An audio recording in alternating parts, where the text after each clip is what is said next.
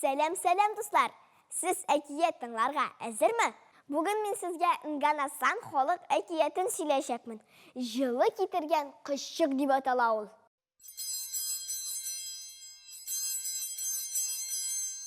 Яшәгән ди туындырда бір бәләкәй генә қышық.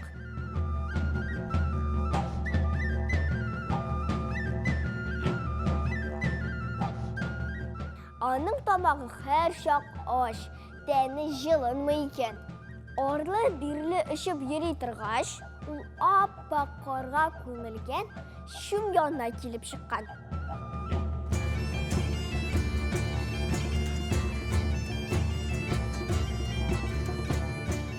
Шум ішінде бір қар тире юнны яңғыратып темір қоға екен.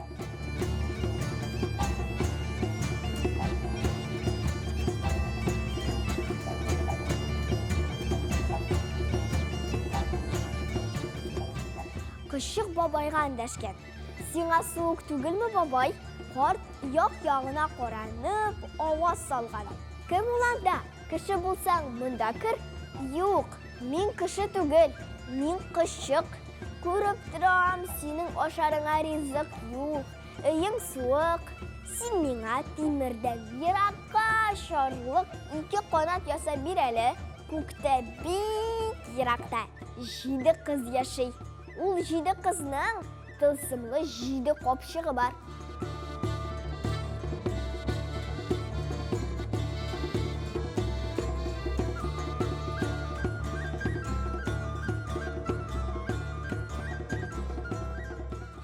Қопшық ішінде бар дүнияға жылы бере тұрған бұлытлар. Мен темір қойнатларымны қоғып іші барырмын да, қызларны йықларды, бір қопшықты мұнда алып келірмін. Темірші қарт темірден 2 қонат яса бергенде, қышық күн яққа таба ішіп кеткендей. Үша тұрғаш, қышық ғаләмәт зор бұлыт янына келіп жеткен. Ол бұлыт шетінде аяқларын салындырып, жиді қыз ұтырады. Жиді қыз янында тігі жиді қопшық тізілішіп тұрады.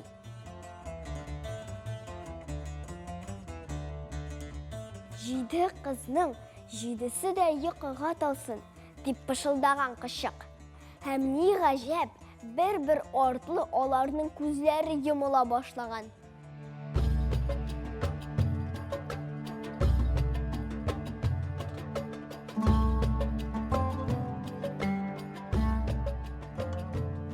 Бүтін қызлар йықлап біткеш, қышық қырыдағы қызның қопшығын алған. Шул шақ қопшықтан бітірле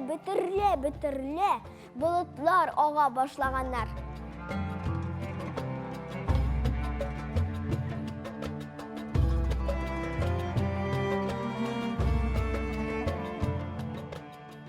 Қышық бұлытлар білен қуша баба янына ішіп кеткен. Шум янына қойтып жетсе, баба янда тирлеп ішіп күлмәкшен генә отырады. Күн жылытты мәлі деп қышқырған аңа қышық. Бұлыт келге шулай жылы бола енді.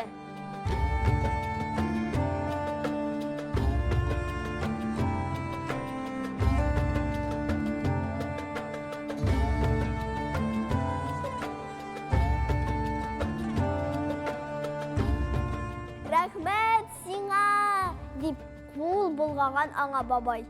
Менә шулай тұрып, бір кішкене қышық бүтін тундырға жылы алып келгенді. Достар, сізге бұл әкиет ұшадымы? Сіз Нганасан халқы қойда яшәгәнен білесізме? Достар, алар Россияда, Красноярск өлкәсендә яшиләр икән. Аларның саны 800-ге якын кеше икән. 1000-гә дә тулмый. Ләкин шуңа да қарамастан, алар үз әкиятләрен саклыйлар. Бүгінге мен сіздің білән сау булашам. Сау булыгыз, достар!